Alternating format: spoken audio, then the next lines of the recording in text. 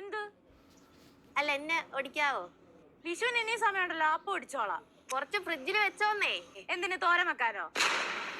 അല്ല, അറിയാൻ വയ്യാണ്ട് ചോദിക്കുക, ഈ വിഷു ആകുമ്പോ പൂത്താ പോരെ, എന്തിനാ ഇത്ര നേരത്തെ വന്ന് പൂത്തിട്ട്? ഒരുമാതിരി സൈക്കോത്തരവാ. കണ്ട റീൽസോളികൾ പറയുന്ന കേട്ടോണ്ട് എന്നെ വിലയിരുത്തരുത്. കാഞ്ഞ വെയില് മൂട്ടിലടിക്കുമ്പോഴാണ് ഞങ്ങളൊക്കെ പൂക്കുന്നത്. ഇപ്പോഴത്തെ വെയിലിന് ആരായാലും ഒന്ന് പൂത്തു പോകുന്നേ. ദേ നോക്ക്, അങ്ങ് മരുഭൂമിയിൽ വിളയേണ്ട പന വരെ ഇവിടെ വന്നതേ പൂത്ത് കാഴ്ച നിൽക്കുന്നു. ശരിയാണല്ലോ. അതാ പറഞ്ഞത്, പഴയ കാലമല്ല, കാലം മാറിപ്പോയി. പണ്ടൊക്കെ സാരി ഉടുത്തോണ്ട് നടന്ന അമ്മച്ചിമാരൊക്കെ ഇപ്പൊ ബാഗി പാന്റ് ഇട്ടോണ്ടാ നടക്കുന്നത്. നിങ്ങൾ ആ കലണ്ടർ ഒന്ന് അപ്ഡേറ്റ് ചെയ്യ്. അല്ലെങ്കിൽ ഒരു കാര്യം ചെയ്യും, ഞാൻ പോകുമ്പോ നിങ്ങൾ വിഷു ആഘോഷിക്കുന്നേ. കൈയും കാലും കഴിച്ചിട്ട് വയ്യ, ഇച്ചിരി ഓടിച്ചോണ്ട് വേണ്ട. അവിടെ എവിടെയും പൂക്കാൻ നിൽക്കുന്ന കുറെ മടിയന്മാരാണ്. വിഷു ആവുമ്പോ ഞാൻ അവരെ പറിച്ചോളാം. വേണ്ടേ, ഇനി ഞാൻ ഓണത്തിനെ പൂക്കത്തോളെ. സാരമില്ല, ചതയത്തിന് ഞാൻ തലയെ വെച്ചോളാം. അതാ പറയുന്നത്, ആർക്കും അങ്ങ് ഓവറായിട്ട് അവൈലബിൾ ആവരുത്. ഇതുപോലെ അവഗണിക്കപ്പെടേണ്ടി വരും. മൊത്തത്തിൽ അങ്ങ് വാനിഷ് ആവാം.